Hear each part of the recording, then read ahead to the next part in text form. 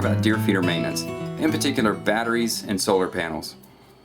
Nothing sucks worse than to show up for your weekend hunt and to not have your feeder go off and no deer show up. I mean, you drove however many hours to get to where you're going. You spent so many hours, spent so many dollars to get there, to be there, and your stuff is broke. And this has happened to me more than once. And it doesn't matter. I can keep my battery fully charged. I'll check it. It reads its proper voltage. In this case, I'm going to be talking about 6-volt batteries and 6-volt chargers and panels. And when I charge my batteries at home, I'll just use one of these cheapy little charger sets. You can either set it to 6 or 12. So I charge my battery overnight, and then I read it with my digital multimeter, and it'll read, 6 volts. And I put it in my feeder along with my solar panel, and then I come back a month later and my feeder's dead. I'm thinking, what's going on? I charged it. Maybe my solar panel's bad. Well, turns out if you have an old battery or a bad battery, the amp hours, and this one in particular is rated at 6 volts and 5 amp hours. The amp hours, if I can get a little technical here, are basically the storage of how much amperage, how much power your battery is going to put out. So reading it with a multimeter and reading 6 volts doesn't tell you how many of those 5 amp hours are left on your battery. The only thing that's going to tell you that is a load tester. And I've been going to a local store, they're a chain actually, Batteries Plus, and they'll usually test them for free. And I've purchased many batteries from them, so no issues there. The tester itself is probably a couple $100, but anyways, they can put their load tester on there, or anybody with that particular device, and they can tell you the percentage of those amp hours that are left. And once they drop below a certain amp hours, it doesn't matter if you charge it to 6 volts or not. It's just not going to last, and these solar panels are not going to keep it charged. So if you're having issues in your time off, take your batteries in and check them. The next thing to do is to check your solar panels. Now granted, I'm in a room with fluorescent lighting, so I'm not going to read the maximum power that these solar panels are going to put out. This one here on my right is a known good one. In the sunlight, it should put about a volt more than what it's rated for. So this is a 6-volt panel, and so it should read about 7 volts in the sunlight. But being in a fluorescent lit room, it's not going to be that high. So if you look on the multimeter over here, you're going to see about 3.89. That's not too bad for being in a fluorescent lit room. So this one is actually good. Like I said, test them in the sunlight. But then we go to the one on the left here. So I put my multimeter on it, and my reading is 0.11 volts or less. So this one is definitely bad. Don't know exactly why it's bad. It's just bad. And in the sunlight, it reads like maybe 1 volt or 2 volts. So this must be replaced. So you need to check your solar panels as well, and that you can do in the field. You don't have to bring your battery in. Just take your multimeter out there, set it on the voltage and measure that output. Make sure it's at least a volt above what it's rated for. So this one needs to be replaced. Also, you notice here this is very foggy compared to this one. Let's see if I can hit the light just right.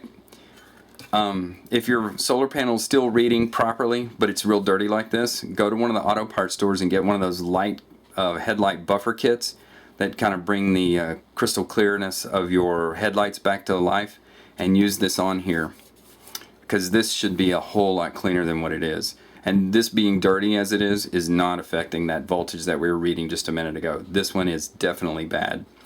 And since we're on the subject of solar panels, you choose what you want, but I prefer these that have the metal conduit. You can anchor them to the control box of your feeder a whole lot better. So when them friggin' coons get up there and hang on them, they're less likely to yank the cables out of the control box. But then again, even that, they still do what they do. I mean, look at this one right here. So this one's been all stretched out from them friggin' coons. So what I plan on doing here is, since this one's bad over here, I'm going to rob the conduit from it and replace it with this one here that still works. I'm using this brand right here of solar panel. They're about $20 for the 6-volt. I think they're about 25 or 26 for the 12-volt version. It works really good for me, but the selling point for me for these particular ones is that metal conduit and the ability to stave off those coons a little bit more, because you know they are pesky. So one more thing, if you are in the field, as I am, and you're in remote areas and you don't get out there very often, it's good to have a little repair box. See if I can zoom out a bit more. No, that's it. So this is just a little low profile ammo box that I got at a store for not much money.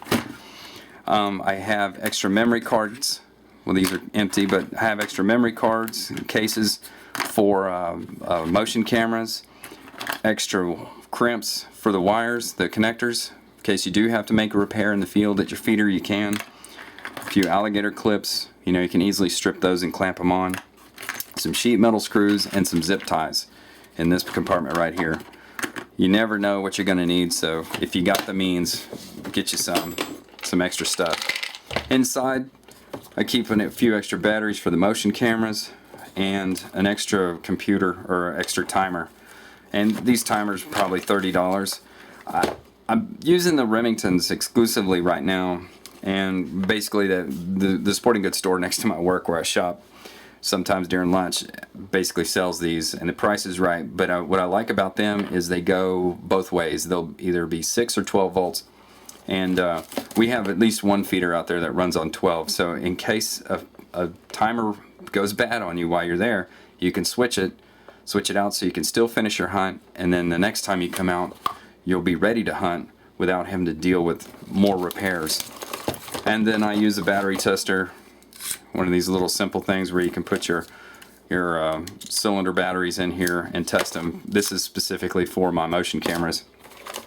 A pair of wire cutters and a multi-tool, and there's a few more memory cards down in here, screwdriver, just a few basic tools to do some few basic maintenance on your deer feeders. But this has been a lifesaver more than once, I can't tell you, especially since we're driving, you know, an hour or more to get to our hunting lease, and we're out in the middle of nowhere.